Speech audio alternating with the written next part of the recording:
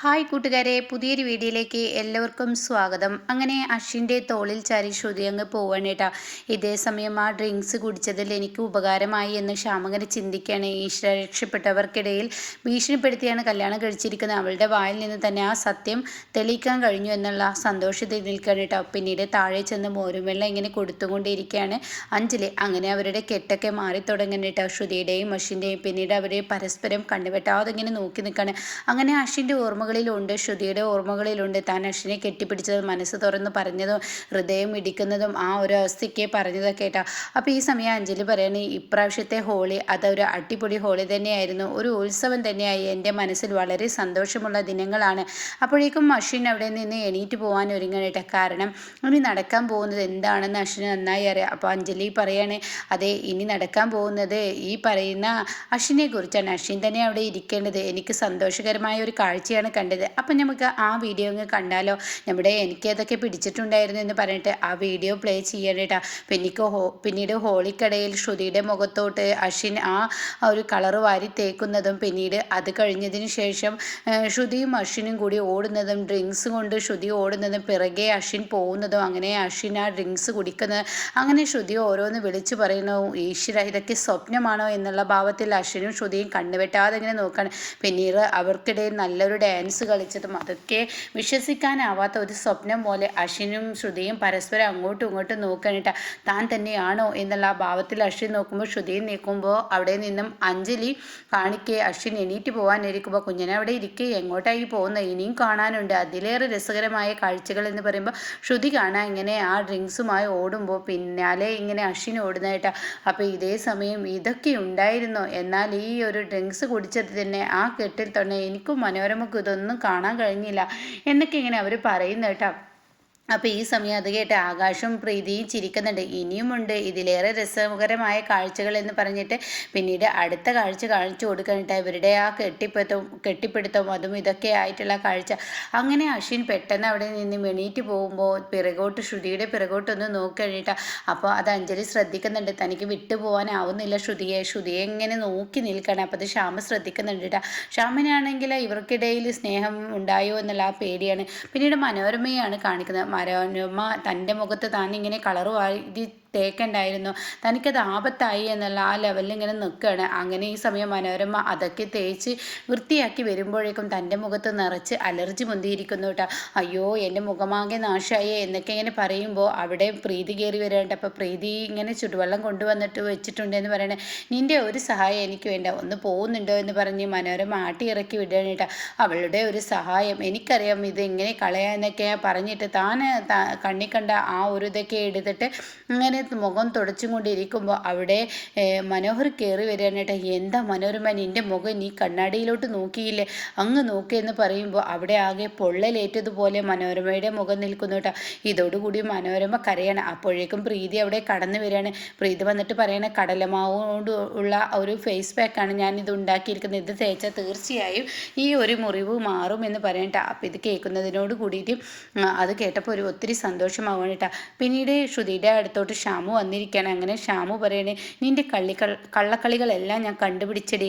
നീയും അശ്വിനും തമ്മിലുള്ള ബന്ധം എന്താണെന്ന് ഞാൻ അറിഞ്ഞ്. ഇന്നത്തെ ദിവസം എനിക്ക് ഉത്സവമായിരുന്നു എന്ന് പറയുമ്പോൾ എന്താണ് എന്ന് മനസ്സിലാവാതെ ഷ്യാമിൻ്റെ മുന്നിൽ ശ്രുതി നിൽക്കുകയാണ് കേട്ടോ. പിന്നീടാണെങ്കിൽ ശ്രുതി അശ്വിൻ്റെ അടുത്തോട്ട് പോകണം. അപ്പോൾ അശ്വിനാണെങ്കിൽ അൽമറയിൽ നിന്ന് ഡ്രസ്സ് എടുക്കുകയാണ്. അപ്പോൾ അശ്വിനോട് ശ്രുതി ചോദിക്കുകയാണ്, അതെ, ഇന്നത്തെ ദിവസത്തെ കുറച്ച് നിമിഷങ്ങൾക്ക് മുന്നേയുള്ള ആ ഡ്രിങ്ക്സ് കുടിച്ചപ്പോഴുള്ള ആ ഒരു മനോഭാവം അതിന് എനിക്ക് ഓർമ്മയിലുണ്ടോ, എനിക്ക് എന്തെങ്കിലും ഓർമ്മ വരുന്നുണ്ട്. അപ്പോൾ അശ്വിൻ ഓർക്കുന്നുണ്ട് കേട്ടോ, എൻ്റെ ഹൃദയത്തുടിപ്പ് ഇങ്ങനെ തുള്ളുന്നത് എന്ന് പറയുമ്പോൾ അശ്വിൻ പറയുന്നുണ്ട്, എൻ്റെയും അതുപോലെയൊക്കെ തന്നെയാണ്, നീലാതെ എനിക്ക് കഴിയില്ല എന്നൊക്കെ പറഞ്ഞ ആ വാക്കുകളുണ്ടല്ലോ, അതിങ്ങനെ ഓർമ്മയിൽ വരികയാണ് കേട്ടോ. അപ്പോൾ അശ്വിൻ പറയുന്നുണ്ട്, നീ എൻ്റെ അടുത്തോട്ട് വരുമ്പോൾ എൻ്റെ ഹൃദയം ഇടിക്കുന്നു, അതുപോലെ തന്നെ നിനക്കും ഫീൽ ചെയ്യുന്നത് എന്നൊക്കെ എനിക്ക് മനസ്സിലായി എന്നിങ്ങനെ അശ്വിൻ ഇങ്ങനെ പറയുമ്പോൾ ശ്രുതി വീണ്ടും ചോദിക്കുകയാണ്, ഓർമ്മയിലുണ്ടോ? എനിക്കൊരു ഓർമ്മയില്ല. അപ്പോൾ അശ്വിൻ ചോദിക്കുകയാണ്, നിനക്ക് എന്തെങ്കിലും ഓർമ്മയിലുണ്ടോ? അപ്പോൾ ഉടൻ തന്നെ ഇല്ല എന്നിങ്ങനെ ശ്രുതി ഇങ്ങനെ കള്ളത്തരത്തിലൂടെ പറയുമ്പോൾ എനിക്ക് മനസ്സിലായി, എനിക്കെല്ലാം ഓർമ്മയുണ്ട് എന്ന ഭാവത്തിൽ നിൽക്കണം കേട്ടോ.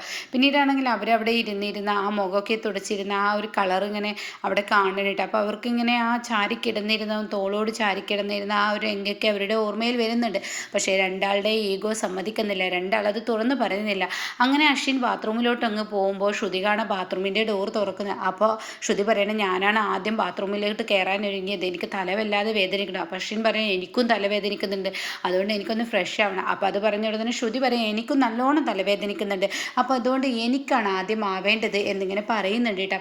അപ്പോൾ ഈ സമയം ശ്രുതി വീണ്ടും അശ്വിനോട് കടക്കണ്ട എന്ന് പറഞ്ഞിട്ട് ബാത്റൂമിൻ്റെ ഡോറ് പിടിച്ച് വലിക്കുമ്പോൾ ശ്രുതി എനിക്ക് ദേഷ്യം വരുന്നുണ്ട്, എനിക്കും ദേഷ്യം വരുന്നുണ്ട്, ഇത് എൻ്റെ വീടാണെന്ന് അശ്വിൻ പറയുമ്പോൾ നിങ്ങളുടെ വീട് തന്നെയായിരിക്കും, പക്ഷേ ഞാൻ നിങ്ങളുടെ ഭാര്യയാണ് എന്ന് പറയുമ്പോൾ അശ്വിൻ ഇങ്ങനെ വീണ്ടും നോക്കുമ്പോൾ ശ്രുതിയുടെ ആ പിടുത്തം വിടേണ്ട. അതോടുകൂടി അശ്വിൻ ബാത്റൂമിലോട്ട് കയറാൻ ഒരുങ്ങുമ്പോൾ ശ്രുതി വീണ്ടും ബാത്റൂമിൻ്റെ ഡോറ് പിടിച്ച് അടക്കാണ്.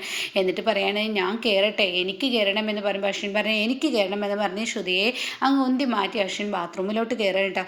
പിന്നീട് ശ്യാമിനെയാണ് കാണിക്കുന്നത്. ശ്യാമ അഞ്ജലിയെ ചെന്ന് കെട്ടിപ്പിടിക്കണം. എന്നിട്ട് അഞ്ജലിയോട് പറയാണ് അതെ ഇന്നത്തെ ദിവസം എനിക്ക് വല്ലാതെ അങ്ങ് ഇഷ്ടപ്പെട്ടു, ഹോളി ഇഷ്ടമില്ലെങ്കിലും ഇപ്പോഴും ഒത്തിരി ഇഷ്ടപ്പെട്ട ഹോളിയാണ്, എൻ്റെ ജീവിതത്തിൽ ഒരിക്കലും മറക്കില്ല. അപ്പോൾ അഞ്ജലി പറയുന്നത് എൻ്റെ ജീവിതത്തിൽ ഒരിക്കലും മറക്കാൻ പറ്റാത്ത ദിവസമാണ്. അപ്പോൾ ശ്യാമ പറയുന്നത് നിനക്ക് ഇത്ര സന്തോഷം ഉണ്ടാവുമെന്ന് എനിക്കറിയില്ല, ഇന്ന് എൻ്റെ വിശേഷപ്പെട്ട ദിവസമാണ്. അപ്പോൾ ഉടൻ തന്നെ അഞ്ജലി പറയുന്നത് എൻ്റെ കുഞ്ഞനും ശ്രുതിയും തമ്മിലുള്ള ആ ബന്ധം കണ്ട് ഞാൻ വല്ലാതെ അങ്ങ് അതിശയിച്ചെന്ന് പറയട്ടെ. ഇതേസമയം മനോരമയ്ക്ക് ഈ ഒരു ഫേസ് പാക്ക് കൊണ്ടുകൊടുത്തത് തന്നെ മനോരമയുടെ മുഖമൊക്കെ ശരിയായിട്ടുണ്ട് കേട്ടോ. അപ്പോൾ മനോരമ പ്രീതിയോട് പറയണേ നീ എനിക്ക് കുറച്ച് ലെമൺ കൊണ്ടുപോകാൻ എന്ന് പറയണേ, ഈ കെട്ട് മാറാൻ കേട്ടോ. അങ്ങനെ ലെമൺ കൊണ്ടു കൊടുക്കുകയാണ്. അപ്പോൾ ലെമൺ കൊണ്ടു കൊടുത്തോടെ തന്നെ എനിക്ക് തലവല്ലാതെ വലിക്കുന്നുണ്ട്, ഇനി എനിക്ക് കുറച്ച് ഓറഞ്ച് ജ്യൂസ് കൊണ്ടുപോകാമെന്ന് പറയണ്ട. അങ്ങനെ കുറച്ച് നിമിഷങ്ങൾക്ക് ശേഷം പ്രീതി ഓറഞ്ച് ജ്യൂസ് കൊണ്ടു കൊടുക്കുകയാണ് കേട്ടോ. അപ്പോൾ ഓറഞ്ച് ജ്യൂസ് കുടിച്ചിട്ടും എനിക്ക് ഭേദമില്ലല്ലോ, നീ ഒരു പണി ചെയ്യേ, താഴത്ത് ഇരിക്കുന്നുണ്ട് എൻ്റെ മരുന്നിരിക്കുന്നുണ്ട്, അത് എടുത്തു വാ, തലവേദനയുടെ എന്ന് പറയണ്ട, തലവേദനയുടെ ആയിരിക്കണം എന്നിങ്ങനെ മനോരമ പറയുന്നുണ്ട്. അപ്പോഴാണെങ്കിൽ പ്രീതി ആ റൂം മൊത്തത്തിൽ ആ ഷെൽഫും ആ അൽമറയൊക്കെ തിരയുമ്പോൾ പ്രീതി നിനക്കിവിടെ മരുന്ന് വെക്കുന്ന ഡ്രോയറൊന്നും അറിയില്ലല്ലോ, താഴെയാണ് ഇരിക്കുന്നത്, എന്നാൽ അത് എടുത്തിട്ട് വാ എന്ന് പറയുമ്പോൾ പ്രീതി അത് പറഞ്ഞ ഉടനെ താഴത്തോട്ട് ഓടുകയാണ് കേട്ടോ. പിന്നീട് പ്രീതിക്ക് മനോരമയുടെ കാട്ടിക്കൂട്ടൽ കാണുമ്പോൾ പ്രീതി അതിൽ നിന്നും ആ പേര് വായിക്കുന്നുണ്ട്. ഇങ്ങനെ മനോരമ പറഞ്ഞ ആ പേര് വാങ്ങിച്ചിട്ട് അവിടെ എടുക്കുമ്പോൾ തന്നെ 2-3 മരുന്നിൻ്റെ ചീട്ട് അവിടെ വീഴുന്നുണ്ട് കേട്ടോ. അപ്പോൾ അതിൻ്റെ ഒപ്പം തന്നെ ആയിട്ട് പ്രീതി അവിടെ ആ മരുന്ന് വെച്ചിട്ട് ഒരു ഗ്ലാസ് വെള്ളം എടുക്കട്ടെ എന്ന് കരുതി കിച്ചണിലോട്ട് ഓടുകയാണ് കേട്ടോ. അപ്പോഴേക്കും അശ്വിൻ ഇങ്ങനെ വരുന്നുണ്ട്. അശ്വിൻ ഇങ്ങനെ ഫോണിൽ സംസാരിച്ചാണ് വരുന്നത്. അപ്പോൾ അശ്വിൻ സംസാരിക്കുന്ന സമയത്ത് ഈ മരുന്ന് താഴെ വീണ് കിടക്കുന്നത് അശ്വിൻ കാണാണ്. അത് തൻ്റെ മരുന്നാണ്, തൻ്റെ ഷുഗറിൻ്റെ മരുന്നാണ്. അതുകൊണ്ട് തന്നെ ഇതിൻ്റെ തൊട്ടരികിൽ തന്നെയാണ് പ്രീതിയും മരുന്ന് വെച്ചിരിക്കുന്നത്. തലവേദനയുടെ രണ്ടും വെള്ള കളർ ആയതുകൊണ്ട് തന്നെ രണ്ടും ഒരേപോലത്തെ ആയതുകൊണ്ട് തന്നെ അത് നോക്കാതെയും കണ്ട് അശ്വിൻ അതിൽ നിന്ന് ആ മരുന്ന് എടുത്തങ്ങ് പോകട്ടെ. എന്നാൽ പ്രീതിയാണെങ്കിൽ തിരിച്ചു വരും, ഈ ഒരു മരുന്ന് അവിടെ ഇരിക്കുന്നുണ്ടല്ലോ വെള്ള, അതുകൊണ്ട് മരുന്നിൻ്റെ പേരെന്താണെന്ന് വായിക്കുന്നില്ല. പ്രീതി വെപ്രാളം കൊണ്ട് ആ മരുന്നും വെള്ളവുമായി മനോരമയുടെ മുന്നിലോട്ട് ചെല്ലാനായിട്ട്. അപ്പോൾ മനോരമയുടെ അടുത്ത് അഞ്ജലി ഉണ്ടാവും. അപ്പോൾ അഞ്ജലി ഈ ഐസ് വാട്ടർ കുടിച്ച് നോക്കുകയെങ്കിൽ ഭേദമുണ്ടാവും എന്നൊക്കെ പറഞ്ഞിട്ട് ഇങ്ങനെ കൊടുക്കുന്ന സമയമായിരിക്കും. അപ്പോഴേക്കും അങ്ങോട്ടേക്ക് പ്രീതി എത്തിയെന്ന് കാണുമ്പോൾ മനോരമ പറയണേ എനിക്ക് മരുന്ന് താ എന്ന് പറയണേ. അങ്ങനെ ആ ഒരു ചിപ്പിൽ നിന്ന് ആ ഒരു മരുന്ന് പൊട്ടിച്ചിട്ട് മനോരമയുടെ കയ്യിലിട്ട് കൊടുക്കുമ്പോൾ മനോരമ പറയണേ അയ്യോ എൻ്റെ മരുന്ന് ഇത്ര വലിപ്പമില്ലല്ലോ, ഇത് ചെറുതാണല്ലോ, ഇത് വലിപ്പം കൂടിയല്ലോ, എനിക്ക് തലയ്ക്ക് കെട്ടായത് കൊണ്ടാണോ, തലവേദനിക്കുന്നത് കൊണ്ടാണോ എന്നൊക്കെ പറയുമ്പോൾ അഞ്ജലി പറയണേ മനോരമ ആൻറ്റിയുടെ മരുന്ന് തന്നെ പ്രീതി എന്ന് പറഞ്ഞിട്ട് ആ മരുന്നിൻ്റെ ചിപ്പെടുത്ത് വായിച്ചു നോക്കുമ്പോൾ അയ്യോ ഇത് എൻ്റെ അശ്വിൻമോൻ്റെ ഷുഗറിൻ്റെ മരുന്നാണല്ലോ, ഇത് കുഞ്ഞിൻ്റെ ഷുഗർ മരുന്നാണെന്ന് പറയുമ്പോൾ മനോരമ ഈശ്വരോ ഇവളെന്നെ കൊല്ലാൻ വേണ്ടി വന്നിരിക്കുകയാണ്, ഷുഗറിൻ്റെ മരുന്ന് തന്ന് എന്നെ കൊല്ലാൻ വേണ്ടി, ഇവളെന്നെ തളർത്താൻ വേണ്ടി, ഷുഗറില്ലാത്ത എനിക്ക് ഷുഗറിൻ്റെ മരുന്ന് തന്നാൽ ഞാൻ തളരില്ല എന്നൊക്കെ പറഞ്ഞ് ഇനി ഇവിടെ നിൽക്കാൻ പാടില്ല, ഇറങ്ങിയിട്ട് പുറത്ത്, നിന്നെപ്പോലെ വൃത്തികെട്ടവ, നീ ആ കീറിയ പുടവയുടെ ഏട്ടത്തിയല്ലേ, നീ അങ്ങനെയൊക്കെ തന്നെ വരുള്ളൂ, അതിൻ്റെ ചേച്ചിയല്ലേ, ഇറങ്ങിയെന്ന് പറഞ്ഞിട്ട് ഇങ്ങനെ വലിച്ചു കൊണ്ടുപോകുമ്പോൾ ഇപ്പുറത്ത് കാണാം ശ്രുതി ഇങ്ങനെ വരുന്നിട്ട്. അപ്പോൾ ശ്രുതി താഴെ വരുമ്പോൾ കാണുന്ന കാഴ്ച അവിടെ കുറച്ച് മരുന്നുകൾ ഇങ്ങനെ നിരത്തി വെച്ചിരിക്കുന്നു. അപ്പുറത്താണെങ്കിൽ അശ്വിൻ്റെ ഫോൺ ഇരിക്കുന്നത്. അപ്പോൾ ശ്രുതിയുടെ ഉള്ളിൽ എന്താ സംശയം വരിക. അപ്പോഴാണ് അഞ്ജലിയും ഈ പറയുന്ന മനോരമയും പ്രീതിയും ഇങ്ങനെ പിടിച്ച് വലിച്ചിട്ട് മനോരമ പ്രീതിയെ പിടിച്ച് വലിച്ച് വേണ്ട ഇനി വീട്ടിൽ നിൽക്കണം, നീ എല്ലാവരും കൊല്ലത്തുള്ളൂ, മരുന്ന് മാറ്റി തന്ന് കൊല്ലുകയാണ്, എനിക്കൊന്നും അറിയില്ല, മര്യാദക്ക് പോകണമെന്നൊക്കെ പറഞ്ഞിട്ട് താഴത്തോട്ട് വലിച്ചിറക്കുമ്പോൾ അവിടെ ശ്രുതി ഇടപെടേണ്ട എന്താ അപ്പോൾ അഞ്ജലി കാര്യങ്ങൾ പറയണേ. അപ്പോൾ ആൻറ്റി ഒന്ന് ക്ഷമിക്കുക എന്നൊക്കെ പറയുമ്പോൾ ഇനി ഒരു ക്ഷമയുമില്ല, ഇവളിപ്പോൾ ഇറങ്ങണേ, ഈ വീടിൻ്റെ പടി ഇപ്പം ഇറങ്ങണേ എന്ന് പറയണം. പറയട്ടെ. അപ്പോഴേക്കും ഷാമ അവിടെ എത്തുന്നുണ്ട്. അങ്ങനെ എന്തായെന്ന് ചോദിക്കുമ്പോൾ എനിക്കറിയില്ല, ഞാൻ ശരിക്കും തലവേദനയുടെ മരുന്നെടുത്ത്. അപ്പോഴേക്കും ശ്രുതി അശ്വിൻ്റെ അരികിലോട്ട് ഓടി ചെല്ലണട്ടെ. അശ്വിൻ എന്ന് പറഞ്ഞ് അങ്ങ് വിളിച്ചിട്ട് പറയണം, ആ മരുന്ന് കഴിക്കരുത് എന്ന് പറയുമ്പോൾ എന്താ എന്നുള്ള ഭാവത്തിൽ അശ്വിൻ ഇങ്ങനെ നോക്കി നിൽക്കണം. അപ്പോൾ അശ്വിനാണെങ്കിൽ ഫുൾ ലാപ്ടോപ്പിലാണ്. അതുകൊണ്ട് തന്നെ അശ്വിൻ ആ മരുന്ന് എന്താണെന്ന് നോക്കിയിട്ട് പോലില്ല. അപ്പോൾ അശ്വിൻ്റെ അടുത്ത് ശ്രുതി വന്നിട്ട് പറയാൻ, ആ മരുന്ന് കഴിക്കരുത്, അത് നിങ്ങളുടെ ഷുഗറിൻ്റെ മരുന്നല്ല, അത് തലവേദനയുടെ മരുന്നാണെന്ന് പറയുമ്പോൾ അശ്വിൻ അതിലോട്ട് നോക്കുമ്പോൾ കാണുന്ന കാഴ്ച അത് തലവേദനയുടെ മരുന്നായിരിക്കൂട്ടെ. അങ്ങനെ ആ ആപത്തിൽ നിന്നും അശ്വിനെ ശ്രുതി വീണ്ടും രക്ഷിക്കുമ്പോൾ ഇനി കഥ വേറെ ലെവലിലാവുകയാണ് കേട്ടോ. അപ്പോൾ ഇതിൻ്റെ ബാക്കി കേൾക്കാൻ താല്പര്യമുള്ളവർ ചാനൽ സബ്സ്ക്രൈബ് ചെയ്ത് സപ്പോർട്ട് ചെയ്യണേ.